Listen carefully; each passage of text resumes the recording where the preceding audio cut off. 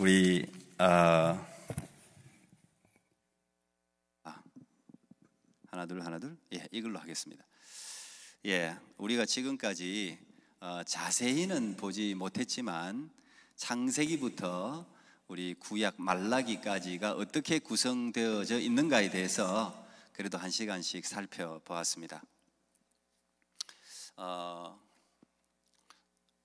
성경 하나님 말씀이 이렇게 흘러가는구나, 이렇게 대충 여러분들이 알았으리라 생각하는데, 제가 오늘은 구약과 신약, 구약의 마지막 책이 말라기입니다. 말라기 선지자 시대인데, 그 말라기 때 특히 이스라엘을 중심으로 그 근동 지역을 제패한 나라가 페르시아입니다. 지금 이란이죠. 페르시아가 그 고레스 왕에 의해서 포로 귀환이 일어나고 이제 생각납니까? 리턴하게 되잖아요, 그죠?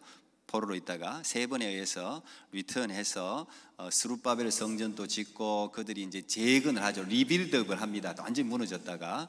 그러니까 그들 스스로의 힘이 아니라 하나님이 특별하게, 그들이 독립할 수 없는데 하나님이 고레스라는 마이 메신저, 나의 사자, 나의 왕, 하나님이 그렇게 이방 나라 임금을 세우면서 포로에 대한 어떤 룰을 바꿈으로 말미암아 저절로 자기 나라로 돌아가는 일을 하나님 성취를 합니다. 에레미야 선지자가 예언한 대로 70년 만에 돌아갈 거다. 딱 70년 포로 생활하고는 이제 돌아갑니다. 그게 이제 페르시아 시대단 말이죠. 그리고는 그들이 거기서 정착하면서 그 뼈저린 70년의 포로 생활을 기억하면서 그들이 레위인들을 새로 세우고 제사를 새로 하고 했는데, 역시 사람은 3시간이 지나면은 처음 정신을 잃어버리기가 쉬워요. 특별하게 마음에 매일매일을 열정을 가지고 매일매일 자기의 비전, 자기의 꿈, 자기 자신의 인생을 돌아보지 않는 사람은 항상 무조건 처지게 돼 있어요. 내가 제자리에 있다는 것은 노력한다는 거야. 그게 전진하지 않는다는 게 아니고, 제자리에 어쨌든 간에 서서 뛴다는 거는 내가 열심을 가지고 있다는 이야기예요, 사실은. 제가 이제 집에 들어가면 이 주부들이 일을 하는데, 주부일이라는 게 표시가 하나도 안 납니다. 근데 표시가 하나도 안 나는 게 표시가 나는 거예요. 제가 그 군대에 있을 때 제가 이제 공군을 나왔습니다. 공군 나왔는데, 군대에 있을 때 이제 그 작전병이라고 있어요. CQ라고 작전병을 했는데, 그건 뭐 24시간 근무하는데요. 비행기가 뜨고 내리는 걸, 그게 비행기가 뜨고 내리는 게 낮에만 뜨지 않거든요. 밤에도 뜨고, 요즘같이 러시아 우크라이나 전쟁하면 비상대기하고 있다가 무슨 있으면 5분 만에 뜨는 비행기가 있습니다. 우리나라 뭐 F5 같은 경우는 막 그냥 5분 만에 뜹니다. 이제 그런 걸 저는 이제 병사로서 그런 걸, 어느 비행기가 떴습니다, 어느 비행기가 착륙했습니다, 랜딩했습니다, 뭐 떴습니다, 이런 걸 이제 체크하고 하는 병사로 제가 한 3년을 근무했는데, 그러면 제가 그래서 살이 안 쪘는지도 모르겠어요. 하도 밤을 많이 새서, 이틀에 한 번씩 밤샜으니까 일을 한다고. 근데 이제 거기 군대는 하여튼 무조건 청소예요. 청소. 무조건 깨끗해야 돼. 자는데 깨끗해야 돼. 일하는 데 깨끗해야 돼. 무조건 청소가 기본이에요. 항상 뭐 이렇게 진짜 먼지 이렇게 검사할 때 항상 이렇게 검사한다고, 이렇게 먼지가 좀 묻었으면 그거는, 근데 기합이야, 기합. 그리고 우리 쫄병 때는 이제 이 청소하는 게 일이에요. 그러니까 청소를 기본적으로 여러분 잘해야 인생이 성공을 하는 거야. 저는 2가지 인생에 성공하는 기본적인 일반적인 게 있다면 난 청소하고 인사라고 이야기하고 싶어요. 청소 잘하고 인사 잘하는 사람은 인생이 성공하게 되어 있습니다. 별거 아닌 것 같아도 중요합니다. 여러분 방을 잘 돌아보고 청소하고 인사하는 거 가장 아주 기본입니다. 근데 어쨌든 군대도 뭐 그렇죠. 근데 어느 날 와가지고 이제 중사 그분이 이제 병들을 이렇게 돌보는 분인데, 그냥 계속해서 그냥 얼마나 나무라는지 뭐 청소를 안 했다 그러고 어떻고 저떻고 막 하도 뭐라 그래서 제가 그냥 내가 그때 아마 내가 최고참인가 그랬을 거야. 그래도 이제 또 이 애들 대표하니까 제가 또 군대에서는 상사들 보고 뭐라 하면 큰일 나거든요. 요즘은 모르겠지만. 그래서 제가 또박또박 이야기를 했습니다. 애들이 하도 기가 죽어 해서 하도 나무라고 하니까 그래서 청소를 안 했으면 지금 이게 이 상황이 이대로 있겠냐고. 하루만 청소 우리가 안 하면 어떻게 되는지 아냐고. 여러분 청소를 안 하면요 어지럽습니다. 뭐 휴지통이고 뭐고 다 어지러워요. 청소를 하기 때문에 유지하고 있는 거 청소하는 거야. 그래서 주부들도 그냥 집에 별일 없으면 그 열심히 일하는 거예요. 여기다 열심히 일하니까 그대로 있는 거예요. 그래서 어쨌든 여러분들이 그 여러분의 삶에 있어 가지고 주어진 일을 하여튼 평상시에 청소하고 인사하고 이런 기본적인 그런 걸 잘 하는 게 여러분의 인생에도 큰 도움이 될 것 같고, 그 페르시아가 구약의 마지막 시대 세계를 제패했다면 신약은 마태복음부터 시작하잖아요. 근데 마태복음 때 이스라엘 중심으로 근동 지역을 제패한 그 세계를 제패한 나라가 어디입니까?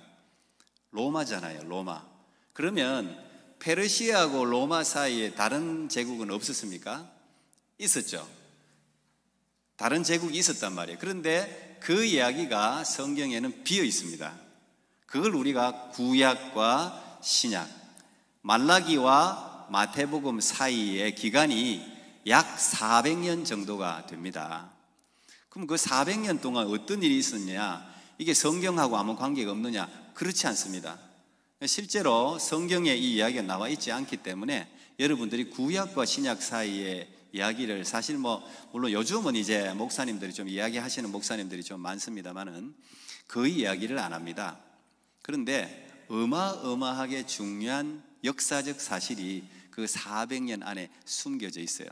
그걸 우리가 신구약 중간 역사다 이렇게 이제 부르는데, 이게 왜 중요하냐? 구약의 그 신구약 중간사를 암흑기라고, 다크니스, 아까 우리 다크니스 이야기했잖아요. 암흑기, 완전 어둠의 시기. 왜 어둠의 시기냐? 하나님의 말씀이 없던 시기예요.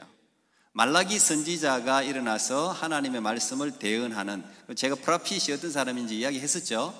하나님 말씀을 대신 전하는 사람이 선지자인데, 그 선지자가 말라기 이후 400년 동안 없었어요.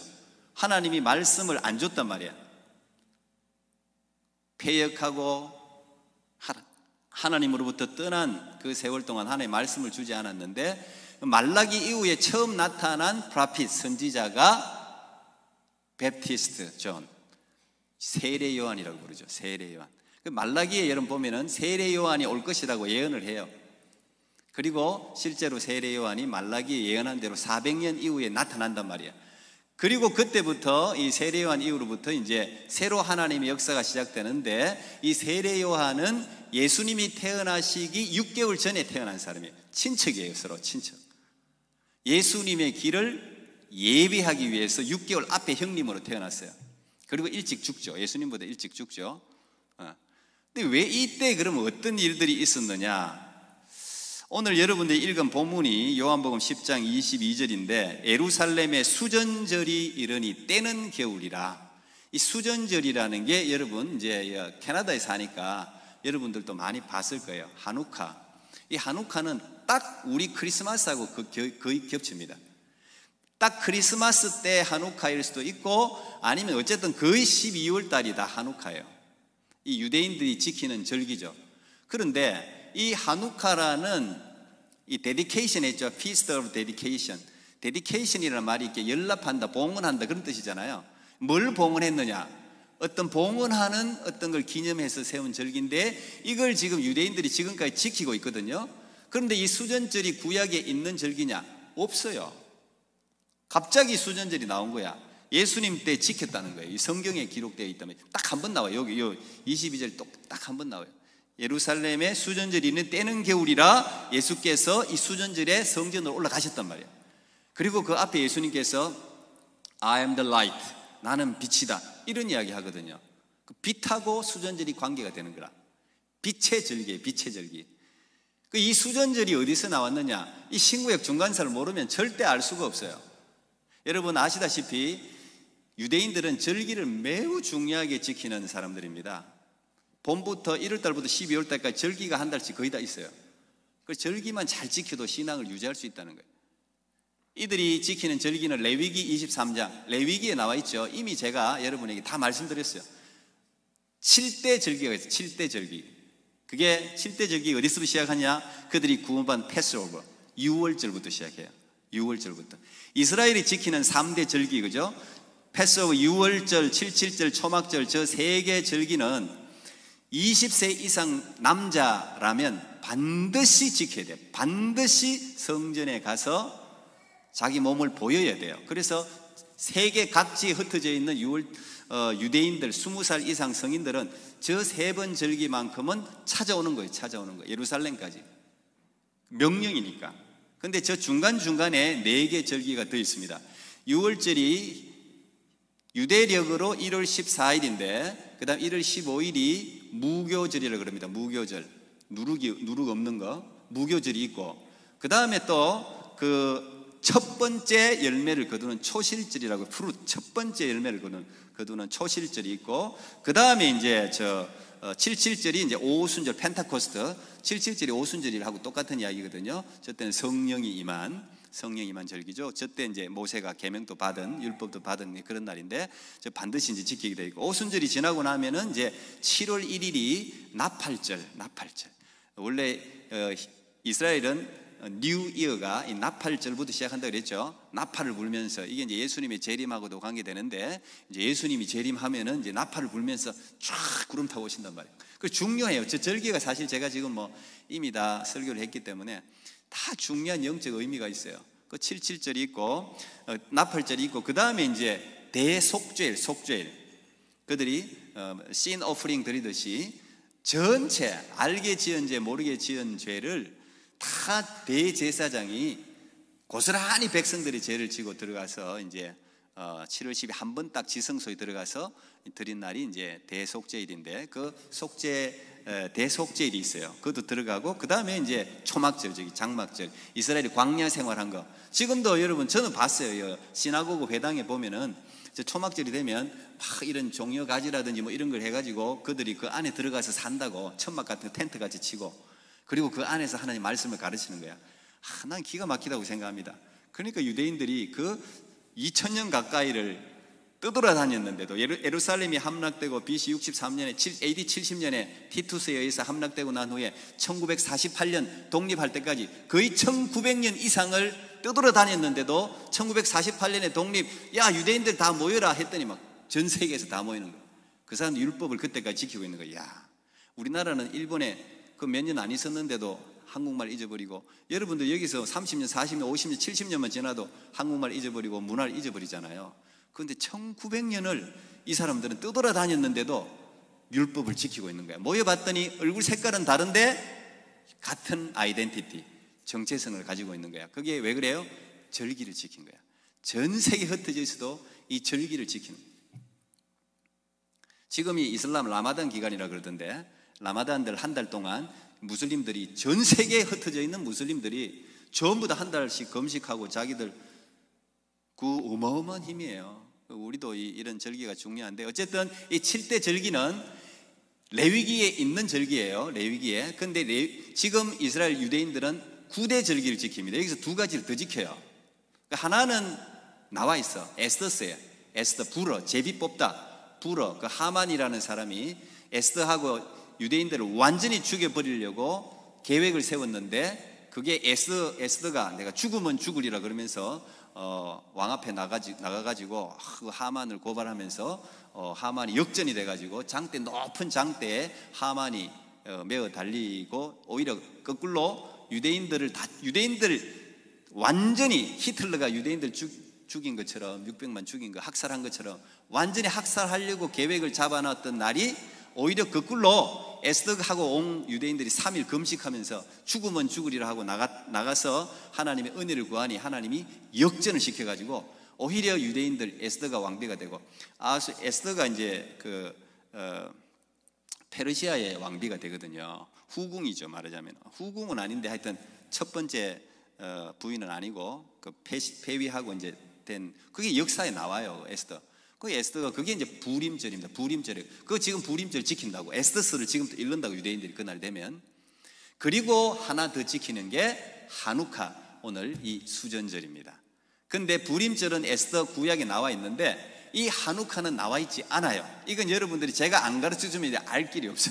물론 요즘 여러분들 공부하면 알 수 있는데 이게 어디서 나왔느냐? 이게 BC 164년에 생깁니다. 164년에. BC 164년에 도대체 무슨 일이 있었느냐? 이게 히스토리가 깁니다. 이게 긴데, 지금 이 수전절에 이들이 먹는 게 지금 이 빵, 빨간 딸기잼 같은 거 있죠. 빨간 딸기잼, 저게 이제 저들이 전통 음식이에요. 우리가 마치 이제 그 떡국 먹고 뭐 송편 먹고 추석에는 송편 먹고 설날에는 떡국 먹듯이 이 사람들은 이 한우카에는 저걸 먹어요. 그리고 초가 8개, 오른쪽에서부터 왼쪽으로 1개씩 8일 동안 지키는데 하루가 지날 때마다 초를 붙여요. 초를. 왜 그러냐? 이게 어디서 생기느냐? 저 빨간 잼이 저게 불을 밝혔다는 뜻이에요. 저 빨간 잼 저게 피를 뜻하는 게 아니고 불을 뜻해요. 저게.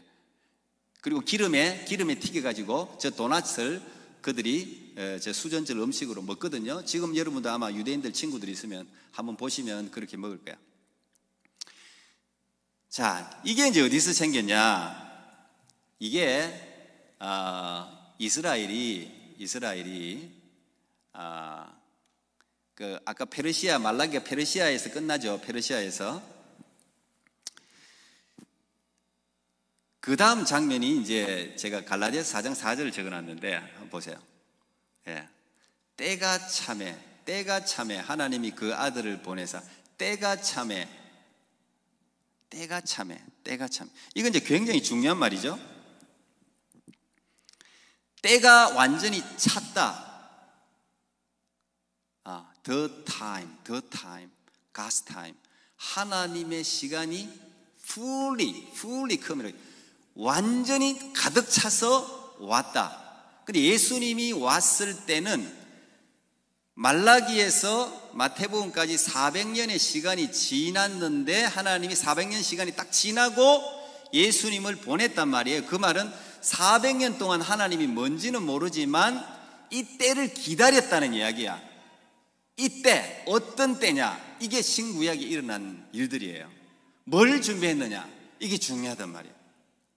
비록 다크니스, 어둠의 시간인 것 같아도 제가 마지막 결론으로 하는 이야기인데 이제 God's work, 하나님은 일한단 말이에요. 하나님 일하고 계시는데 어떤 일들을 하셨느냐?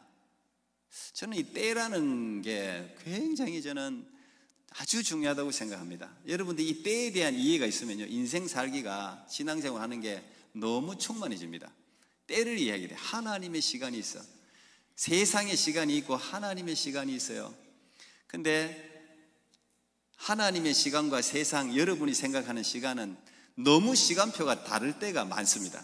나는 지금 하나님 지금입니다. 지금 이때, 지금 하나님 뭔가 일을 해주세요. 지금 뭔가 이루어주세요 하는데 하나님은 아니야. 아직 때가 안 찼어. 아직 내 시간이 안 됐어. 그럴 때가 어마어마하게 많거든요. 성경 그 찬송가에 원래 복음성가였는데 제가 몇 장인지 모르겠는데 주님의 시간에 그게 들어왔더라고. In His time, in your time. 그 찬양 제가 굉장히 좋아하거든요. 그 찬송가에 들어와 있더라고요. 오늘 한 부르려고 했는데 뭐 주님의 시간이 있어요. 근데 하나님이 이 시간을 기다렸단 말이에요. 이 시간, 예수님을 보낼 그 시간, 그 400년 동안 하나님이 그 어둠의 시간들을 이스라엘이 견디게 했단 말이에요. 그 어둠의 시간 동안 이스라엘 유대인들이 어마어마하게 죽었어요. 참 희한해요. 성경 전체를 보면 이 400년이라는 게 참, 사자라는 게 40, 이게 참 중요하더라고 보니까. 모세가 출애굽할 때 그들이 이집트에 가서 노예 생활한 게 400년이에요. 400년에서 430년, 400년. 그리고 또 암흑기가 또 한 번 더 와요. 성경 보면 여러분도 배웠는데 사사기, 저지들이 다스린 사사기도 근 350년, 400년 가까이 돼. 그걸 암흑기라고 또 불러. 그게 그때도 사사들이 다스리나 항상 죄 짓고 하나님 잘못했어요 하면 하나님 또 사사를 보내갖고 삼손이라든지 기도원이라든지 이런 사람들 보내가지고 또 구해주면 또 죄 짓고 하는, 이게 한 350, 400년 되거든요. 그 400년 시간이 지난단 말이야. 그러고 난 뒤에 이제 왕정 시대가 오잖아요. 사울, 다윗, 솔로몬 이렇게 오지 않습니까? 제가 이제 이 정도 이야기하면 여러분들이 이해가 해야 돼. 내가 오랫동안 이야기했으니까. 사사 시대 맞아, 이렇게 딱 그 정도 돼야 됩니다.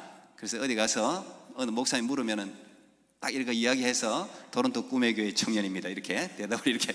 예, 하여튼 좋은 일은 토론토 꿈의 교회라 그러고 나쁜 일은 저 어디 다른 교회 다닌다 그러세요. 자, 어쨌든 그리고 난 후에 구약과 신약 사이도 400년이라. 여러분 이 400년이라는 게 얼마나 긴 세월입니까? 그런데 하나님은 하루가 1000년 같고 1000년이 하루 같아. 하나님의 시간. 그래서 하나님의 관심은 사실 우리 한 사람 한 사람에게 관심이 있지만 하나님은 거대한 하나님의 어떤 가스토리, 하나님의 스토리를, 하나님의 히스토리, 하나님의 역사를 이끌어가는 거예요. 그래서 어둠의 시간 가운데 내가 있으면 순교할 수도 있고 죽을 수도 있지만 그건 하나님이 보장하는 시간이에요. 우리가 어차피 다 우리 지난주 금요일 날 철도역정 영화 봤는데 여기서 영화 보니까 같이 보니까 좋더라고. 집에서 저도 봤는데 여기서 보는 게 또 다르더라고. 그래서 다음에는 진짜 오징어 땅콩을 먹으면서 봐야 되겠구나 그런 생각을 했는데 그래서 내 이 스크린이 작더라고. 영화 보니까 좀 더 와이드하게 좀 크게 스크린 좀 더 멋있으면 영화를 같이 보면 참 좋겠더라. 교회에서 보는 영화가 짱이에요.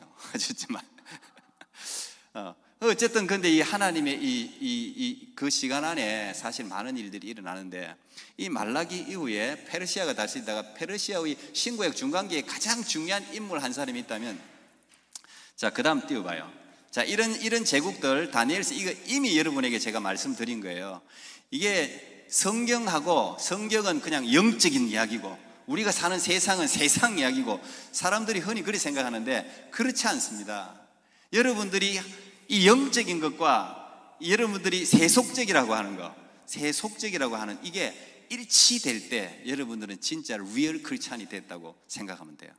이 영적인 것과 세속적인 것은 절대 구별되지 않습니다. 세속적인 게 영적인 것일 수도 있고 영적인 게 세속적인 것일 수도 있어요. 근데 이 세상의 이 제국이 희한하게도 이스라엘이 차지하고 있는 로케이션, 위치라는 게 아시아와 유럽과 아프리카 세 개 대륙이 딱 만나는 지점에 있어요. 그리고 해양 세력과 대륙 세력, 해양에 바다에 있는 사람들이 대륙으로 진출하려고 해도 이스라엘을 밟아야 되고, 그래서 이스라엘은 항상 전쟁이 많아. 위치가 그러니까. 우리나라도 꼭 그렇듯이 일본이 중국으로 나오려면 우리나라 밟아야 되죠. 위에 러시아하고 누구고 뭐 밑으로 일본 먹으려면 우리나라도 밟아야 되죠. 딱 이스라엘이 딱 그런 나라예요. 그런 위치가 그래.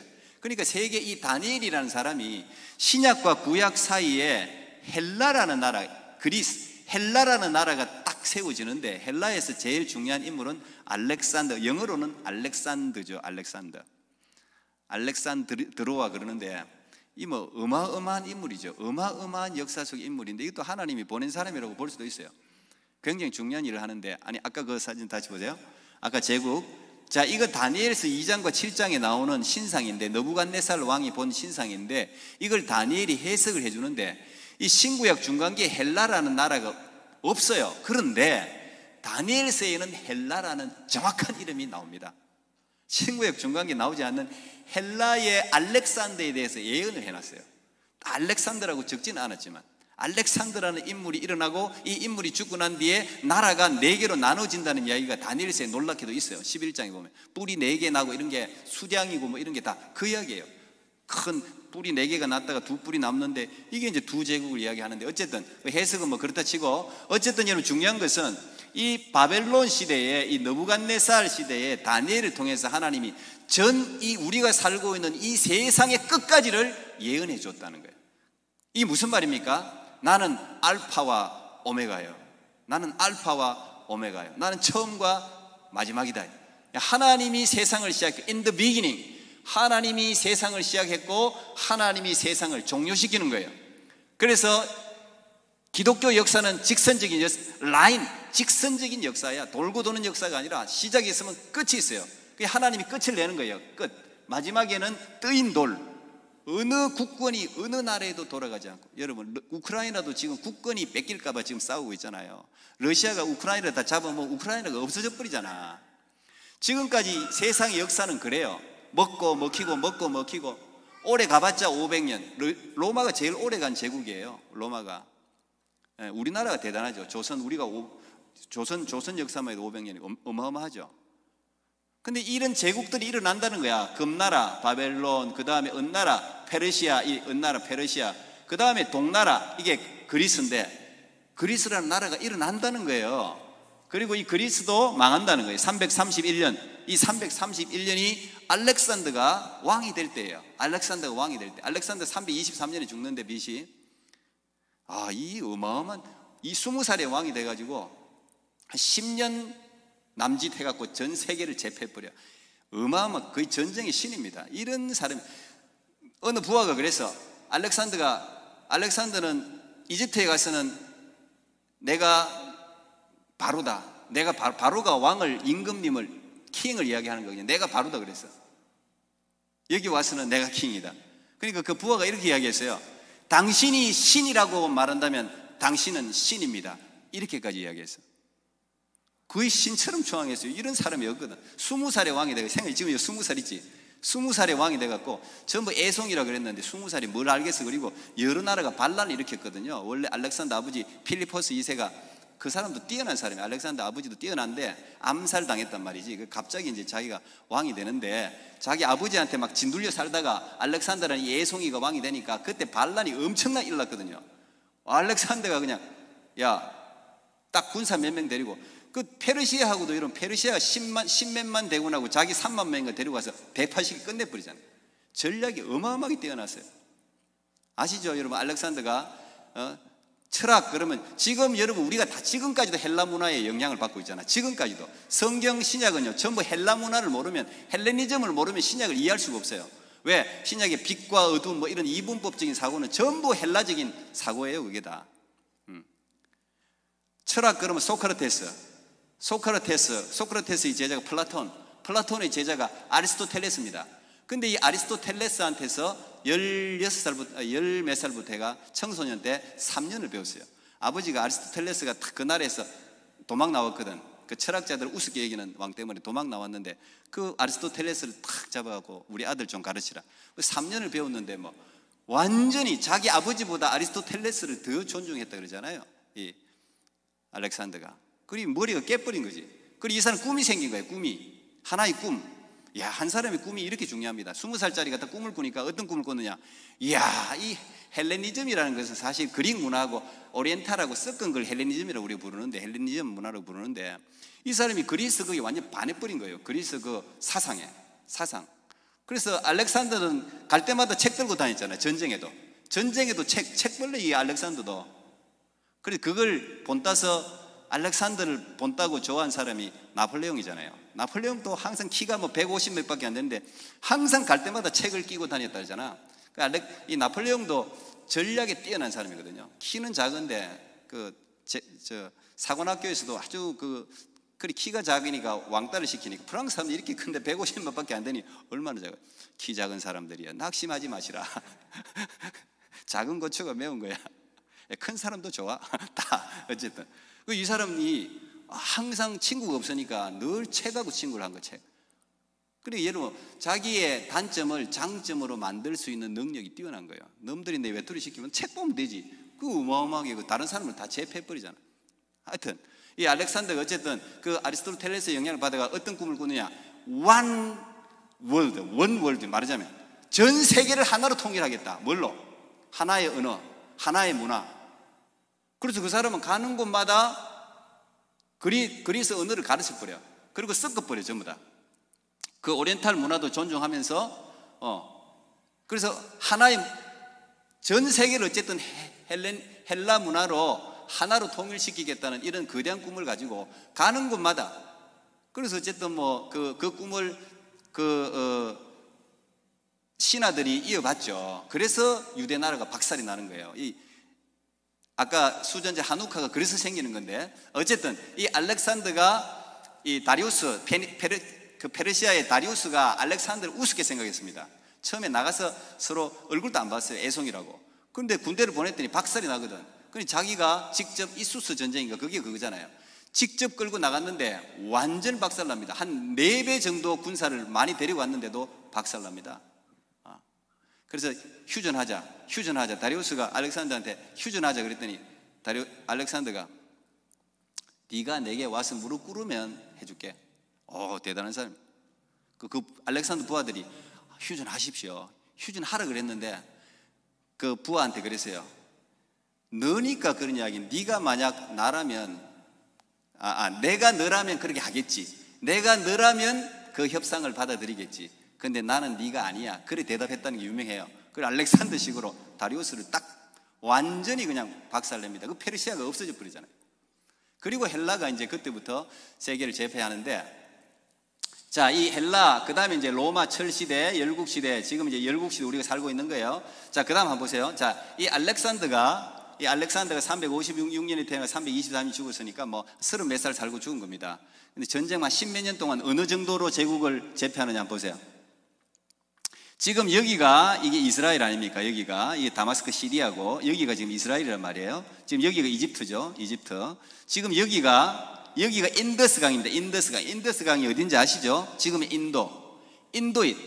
인도는요 한 번도 뭐 바벨론, 페르시아, 인도까지 진출한 나라가 없어요. 바벨론, 페르시아도 어마어마한 제국인데 진출한 나라가 없어요.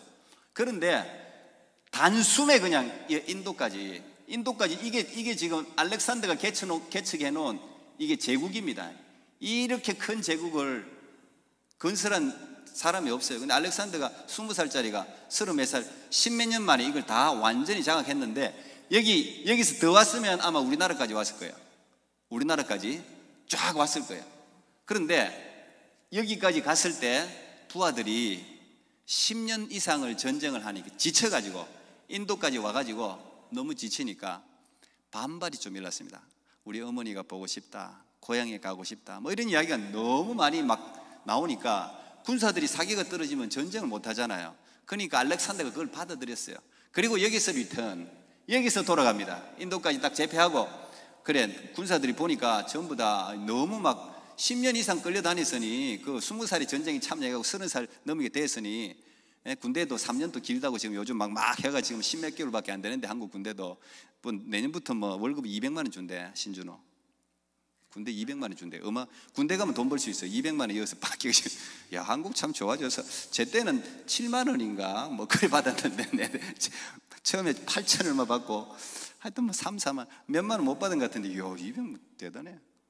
어쨌든 그래서 돌아가다가 바벨론에서 죽잖아요.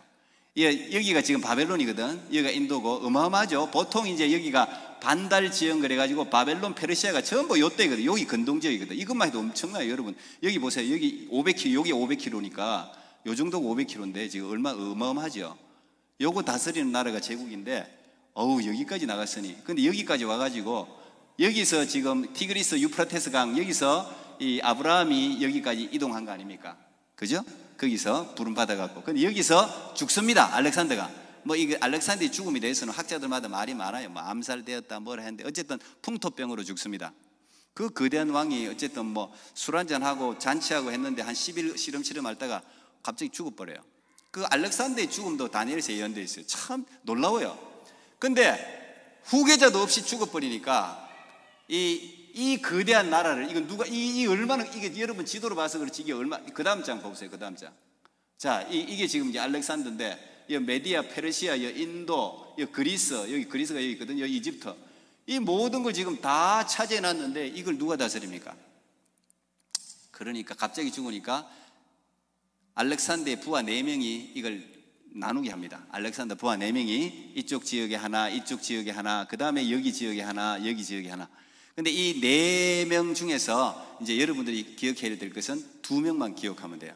그걸 우리가 프톨레미라는 사람이 이집트 그 알렉산더의 뭐 시위 대장 그 정도 부하였는데, 이제 이 사람들은 뭘로 싸우냐 하면 알렉산더 시체 갖고 싸워요. 알렉산더 시체를 우리가 가져간다. 이 가져가는 게 정통성이 있으니까 이 갖고 싸웁니다.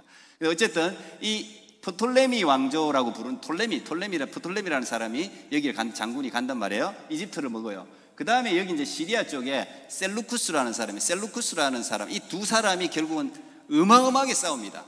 근데 두 사람이 똑같이 지향하는 방향은 똑같아요. 헬레니즘. 알렉산더가 주장했던 그 헬레니즘의 우리가 계승자다. 서로가 계승자라고 그래요. 가는 곳마다 헬레니즘을 이 사람들도 전파를 해요. 근데 왜 우리가 이 두 나라에 우리가 여기에 주목하냐 하면은 이 프톨레미가 처음에 강했는데, 이 톨레미가 이집트로 가면서 여기 이제 알렉산드리아라는 도시가 굉장히 많잖아요. 전부 알렉산더를 기념해서 세운 도시들이거든. 근데 이 알렉산드리아라는 도시를 여기 세웁니다. 여기 세우는데 갈 때 그냥 가지 않고 이거 다 지나가야 되잖아요. 이렇게 어디를 지나가? 이스라엘을 다 지나가잖아요. 근데 이스라엘은 무조건 밟는 거야. 밟으면서 10만 명 이상 포로를 끌고 갑니다. 바벨론 때도 포로를 끌려가면 하여튼 이스라엘 막 하도 많이 끌려가요. 나중에 여기에 뭐 1 million people, 그러니까 유대인들만 100만 명 정도 살았다니까 어마어마하죠. 지금 캐나다에 중국 사람 100만 명 산다는데 중국 사람 100만 명을 살아도 엄청 많잖아요. 그럼 100만 명이나 살았으니 끌고 갔어요. 그리고 이 프톨레미가 이스라엘을 다스렸단 말이야. 그런데 이스라엘 다스릴 때 이스라엘은 특별히 종교민족이기 때문에 이스라엘 종교를 안 건드렸어요. 그러다가 이 셀루쿠스 왕조하고 이 프톨레미 왕조가 둘이서 엄청나게 싸웠는데 싸우다가 이 셀루쿠스가 이깁니다. 그래서 밀려요. 이 톨레미가 밀리면 셀루쿠스가 여기를 점령하는데 이 셀루쿠스가 이집트를 먹으려고 쫙 끌고 나오는데 이 톨레미가 세력이 약해져 가지고 누구를 잡냐면 로마를 하고 손을 잡습니다. 로마가 딱 와가지고 딱 버티고 셀루쿠스가 딱 오니까 이놈 너 여기 선 딱 그어놓고 너 이거 넘어오면 죽음이야. 요즘 영화에서 그런 말 딱 선 여기 넘어오면 너 죽음이야. 로마가 딱 걷는다고. 그러니까 셀루쿠스의 이게 안티오쿠스 3세라는 사람이에요. 안티오쿠스 3세가 여기서 이집트 땅은 황금 땅이니까 여기는 뭐 오래전부터 그죠? 여기는 뭐 아주 나일강 유역에 아주 좋은 게 문화가 꽃피던 시절이니까 다 여기를 탐내요. 이걸 먹으려고 그랬는데 로마가 도우니까 로마라는 어마어마한 나라가 도우니까 먹을 수가 없어. 그래서 안티오쿠스 3세가 여기서 할 수 없이 눈물의 회한을 합니다. 먹을 수 전쟁을 하면 로마한테 무조건 박살나니까 돌아가면서 이 안티오쿠스 3세가 열받았잖아. 근데 전쟁에 지면 지금 러시아도 마찬가지예요. 러시아도 지금 전쟁에서 지잖아요. 그러면 제 생각에 푸틴은 거의 살기 어려울 거예요. 그래서 지금 푸틴이 전쟁을 못 놓는 거야. 왜? 지금 이제 전쟁범으로 고발했잖아. 지금 그거 막 찍었잖아요. 전쟁을 일으킨 사람은 전 세계 재판을 받아야 되거든. 재판을 받으면 사형이지. 수만 명 죽였는데 푸틴이 그걸 알 거라. 그 전쟁을 멈추기가 쉽지 않은데, 근데 또 뭘 해야 되느냐? 전쟁에서 지면 전쟁 배상금을 내놔야 돼요. 러시아도 마찬가지야. 지금 전쟁에 지면 어마어마한 돈을 내놔야 돼요. 왜? 짓밟은 걸 우크라이나고 뭐 짓밟은 돈 다 내놔라 이게. 그래서 독일도 전쟁에 졌을 때 전쟁 배상금 때문에 1차, 2차 세계대전 그 진 나라들은요, 그 돈 문다고 어마어마하게 고생했습니다. 일본도 마찬가지고 다. 이 셀루쿠스가 이게 전쟁에 져버렸으니 어떻게 돼요? 배상금을 내놔야 된단 말이야. 그러면 어디 돈을 거두가 줘야 될 거 아니야. 그러니까 이스라엘 와가지고 이스라엘 막 세금 착취 열받은 분풀이를 이스라엘 다 합니다. 이스라엘. 그 안티오쿠스 3세는 원래 유대인들에게 잘했거든요. 근데 여러분들이 이야기하는 안티크라이스트라고 부르는 적 그리스도라고 부르는 사람들이 다 적 그리스도라고 불렀어요. 그 사람을. 안티오쿠스 안티파네스 4세가 등장합니다. 그게 이제 이 사람이 BC 168년에 딱 등장해가지고 이스라엘에 가가지고 자기 아버지가 이스라엘 사람들 잘 했거든요. 종교를 안 건드렸거든. 근데 이 사람은 전쟁에 졌지 돈 배상금 내놔야 되지 막 열받으니까 여다 막 아버지가 한 정책 필요 없어. 야 너들 이때까지 이렇게 말 안 듣는 놈들이 있어. 너희들 이제부터 필요 없어. 할래 못해 안식일 못 지켜. 너희들 유대인 하나님께 제사 없어. 그리고는 제가 이야기했죠. 성전에 제우스 신상을 세워버립니다. 왜냐하면 헬레니즘 헬라화 만들어야 되니까 헬라화에 막 박차를 가합니다. 그냥 무조건 곳곳마다 제우스 신상에 그냥 결정적인 게 성전에 들어가 돼지 피를 뿌립니다. 돼지 피를 그들이 제일 싫어하는 돼지 피를 뿌린 데다가 우리나라처럼 돼지머리 놔두고 절하라는 거야. 돼지고기 먹으라는 거야. 강제 안 먹으면 무조건 죽였어요. 어마어마하게 죽였습니다. 유대인들. 그러니까 그 죽음 앞에서 얼마나 많은 사람들이 자기 종교를 바꿨겠어요. 그 다 제사장들 불러갖고 무조건 그 사람은 안티오쿠스 미친 사람이야. 이 사람 안티오쿠스 4세 그래서 적 그리스도라고 불렀잖아요. 멸망에 가장한 것이 서거든 뭐 이런 예언이 있잖아요. 그 뭐 성전에다가 그걸 갖다 놔버렸으니 제우스 신상 뭐 돼지 피를 뿌려버렸으니 유대인들이 얼마나 정오를 하는데 힘이 없으니 어떻게 할 수가 없어. 그 안티오쿠스 4세가 곳곳에 각 지방마다 그리스 신상을 세워요. 우상을 다 세워가지고 거기 절하라는 거예요. 전부 다. 거기 절하는 거예요. 그런데 어느 한 곳에 메딤인가? 어느 지방에 이제 그것도 사신을 보내가지고 절해라, 무조건 헬라화, 너희들 안식일 할래 이런 거 이제부터 못해, 하기만 하면 무조건 죽여, 그걸 전했단 말이야. 근데 여기에 아들만 5, 이 아들이 이때 좋아. 아들만 5이 딱 있으니까, 오늘도 우리 교회 아들만 3 있는 분이 처음 오셨던데, 나는 좀 불쌍하다고 이야기를 하지만 그분은 좋다 그러더만, 이때는 또 좋아. 아들 5이면 좋아. 아들 5인 이분 이름이, 제가 하도 이름이 많아서 헷갈리는데, 이 지방이 예루살렘에서 서쪽으로 25km 떨어진 모딘이라는, 지금도 있어요. 지금도 모딘이라는 지방인데, 여기에 마타티아스라는 제사장이 살았습니다. 근데 마타티아스는 제사장한테 그 사신이 와가지고 절해라, 신상에 절해라, 그리고 돼지고기 먹으라 이러니까 이 사람 막 열받아 있다가 이걸 참지를 못해갖고 그 자리에서 그 사신을 다 죽여버렸어요. 사신을 다 죽여버렸어요. 그러니까 바로 셀루쿠스 그 왕한테 대적한 거랑 똑같잖아요. 죽여버리고 나니까, 그리고는 그 아들 5명하고 그 다음에 그를 평소에 막 이렇게 속에 저 인간들 하면서 어떻게 하지를 못해서 이렇게 막 울고 있던 백성들이 있었는데, 이 마타티아스 딱 깃발을 들고 나를 따르라, 지금부터 정말 오직 하나님만 섬기겠다는 사람은 목숨을 걸고 나를 따르라 그랬는데, 의외로 어마어마한 사람들이 따르는 거야. 쫙 따르면서 정면으로 붙으면 안 되니까 게릴라전, 갑자기 나타나서 치고 갑자기 나타나서 치고 이 게릴라전의 선수였는데, 그 중에 셋째가 유다 마카비라는 사람이 있습니다. 마카비라는 뜻이 망치라는 뜻이야, 망치. 이 사람이 자기 아버지가 죽고 난 후에 그걸 이어받았는데, 어마어마하게 이 전략이나 전술이나 용기가 어마어마해요. 그래서 이 전쟁을 마카비 전쟁이라고 부릅니다.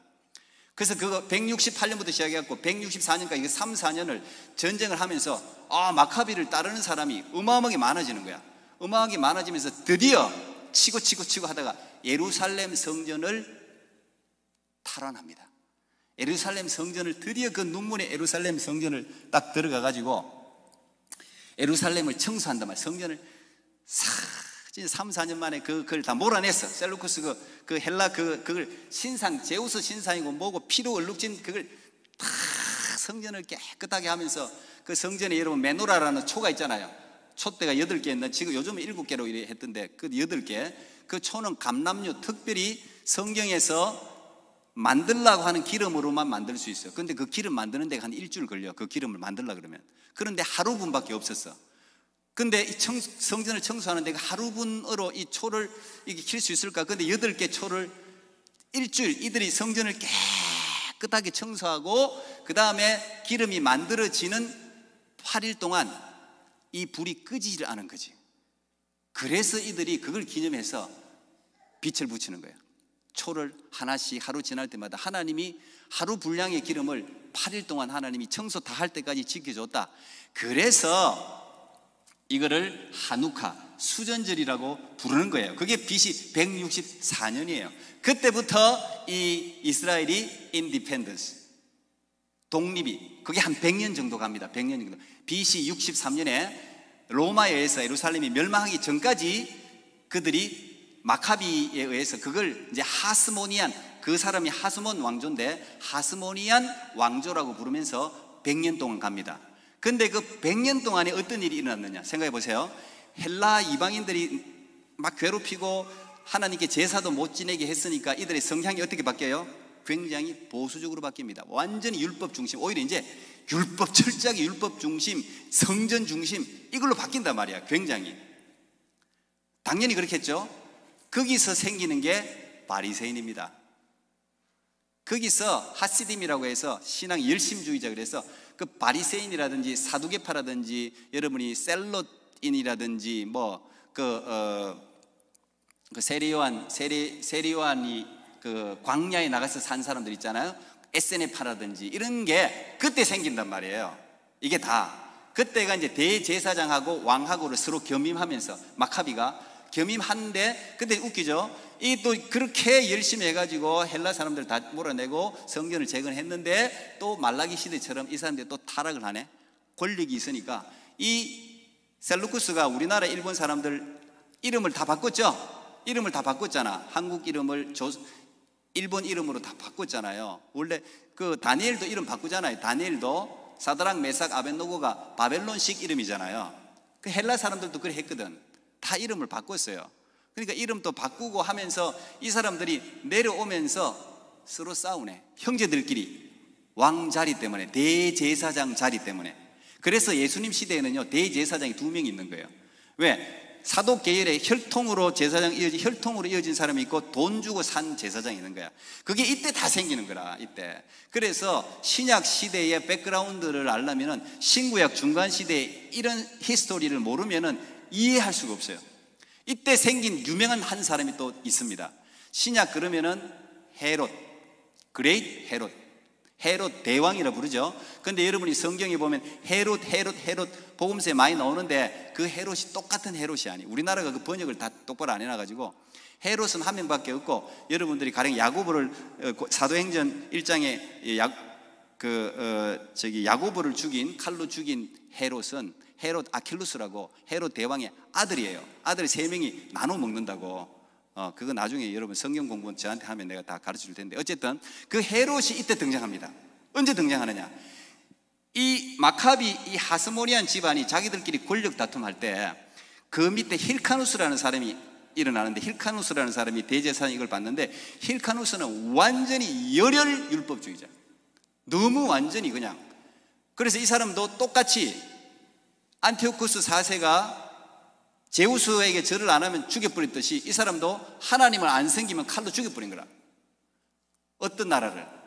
이두메라는 지역이 있어요. 이두메, 에돔 지역. 에서 야곱하고 에서 알죠? 쌍둥이. 그 에서의 후손이 에돔인데, 이 에돔 지역을 지배하면서 칼을 뽑아가지고 힐카누스가 너희들 하나님 안 믿으면 지금부터 다 개종해라, 안 믿으면 다 죽이겠다. 이래갖고 다 유대인으로 만들어버려, 칼로 만들어버렸어요. 근데 이게 이제 부작용을 낳는데, 이때 이두메 사람이 유대인으로 된 사람이 누구냐? 그게 헤롯 안티파르라고 해서 헤롯 대왕의 아버지입니다. 이 사람은 정치적인 천재입니다. 이 사람이 이두메 사람인데, 그래서 헤롯은 이두메 사람이라고 신약에 나와요. 에돔 사람이에요. 원래 유대인의 왕이 될 수 없는 사람이에요. 그런데 이 힐카누스가 그냥 칼로 그냥 개종을 시켜갖고 이 사람이, 이두메 사람이 유대 사람이 된 거야. 국적이 바뀐 거야. 근데 이 사람은 이를 갈겠지, 유대인들한테. 억지로 됐으니까. 그런데 이 사람이 로마의 이 사바사바를 엄청 잘해. 이 사바사바 뭔지 알죠? 여기 가서 그래갖고 눈치를 어마어마하게 잘 봐, 이 사람. 와, 이 사람 천재야, 천재. 이 헤롯 안티파스. 딱 누가 이길까 딱 보고, 옥타비아누스하고 누웠습니까? 그 싸움할 때 누구한테 이길까? 그리고 이 돈이 많았어요. 그래서 돈을 100만 달러 이쪽에 보내고 100만 달러 이쪽에 딱 보험을 다 들어놓는 거야. 여기 이기면 요 붙으면 되고 저기 이기면 저기 돈을 다 보내놨는 거야. 그리고 결국은 어쨌든 이 사람은 출세. 그래서 결국 유대인의 왕이 되잖아요. 그 아들이 유대인의 왕이 되잖아요. 그 헤롯 대왕이. 예수님이 태어날 때 왕이 헤롯 대왕이, 그 사람이 대왕인데 그 사람 BC 4년에 죽어요. BC 4년에 죽을 때 예수님이 태어났기 때문에, 그래서 예수님의 출생 연도를 우리가 제로 연도로 보지 않는 거지. BC 4년에 태어나, 예수님 BC 4년 내지 BC 5년에 태어났어요. 지금 우리 서기 이게 AD가 날짜 계산이 잘못된 거지. 어쨌든 그때 헤롯이라는 사람이 그때 이 신구약 중간기에 들어온단 말이야. 이게 들어온다고. 그래서 신약과 구약의 이 이야기를 모르면은 여러분들이 신약을 이해를 못해요. 제가 지금 막 마음이 급해서 어마어마하게 빨리, 근데 시간 많이 갔네. 어마어마하게 빨리 시작했는데, 자, 이때 하나님이 때가 참해. 아까 그래, 때가 참해. 어떤 때? 자, 그다음 보세요. 이제 금방 마칠게요. 그거 말고, 자, 아까 프톨레미가 이집트로 그 부하 중에 이집트로 가서 알렉산드리아라는 도시를 세웠다 그랬죠. 근데 이 헬라 문화는요, 굉장히 이성적인 문화입니다. 이성적인, 공부하고 그 스토아 학파라든지 에프크로스 학파라든지 이런 게 다 헬라 문화예요. 이 사람들 공부하는 거 좋아해요. 논쟁하는 거 좋아해요. 그 이 프톨레미도 그냥 책 모으는 광이에요. 전부 헬라 문화를 만들어야 되니까 세상의 모든 언어를 헬라 언어로 다 번역을 하는 거야. 근데 딱 보니까 이스라엘 사람, 유대인들이 한 100만 명 사는데 이 사람들은 종교인인데 히브리 언어를 써. 히브리 언어는 배우기가 엄청 어려워요. 근데 이 히브리 뭐냐면 거기에 세계에서 제일 큰 라이브러리 도서관을 만들었어요. 이 사람이 모든 전 세계에 있는 책을 다 수집했어요. 그 중에 성경도 들어가지, 중요한 책이니까. 근데 보니까 히브리어거든. 안 되겠다. 이것도 헬라어로 바꿔야 되겠다. 그리고 12지파 6명씩 학자들 추려가지고 72명을 모아가지고 이 히브리어 성경을 헬라어 성경으로 번역해라. 이게 이제 셉투아진트 그래가지고 이게 LXX라는 게 L이 50이라는 뜻이고 10이라는 뜻, 70이라는 뜻이에요. 이 72년 성경이 여러분 지금 읽고 있는 성경의 원본이에요. 이 성경을, 이 72년 성경을 헬라어로 번역해버려. 하나님이 첫째 이걸 준비했단 말이야. 여러분, 알렉산더라는 걸출한 인물이 전 세계를 헬라화시키지 않았다면요, 예수님의 때라는 것은, 예수님이 오자마자 복음이 전 세계로 뻗어나가야 되잖아. 예수님 공생이 3년밖에 안 되는데 3년이라는 시간이 금방 가거든요. 이 전 세계로 뻗어나가야 되니까 이게 제일 중요한 게 뭡니까? 언어라고, 랭귀지, 언어. 근데 이 알렉산더가 언어를 통일시켜 놔버렸잖아. 가자마자 항상 그는 헬라어, 그릭 언어를 가르쳤거든요.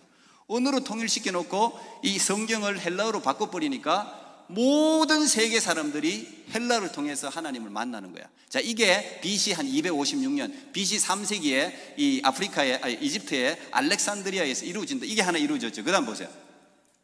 그 다음에 하나님이 준비한 게, 헬라가 로마에서 망하잖아요. 로마에서 망하고 난 뒤 로마는 제일 잘하는 게 도로 닦는 거예요.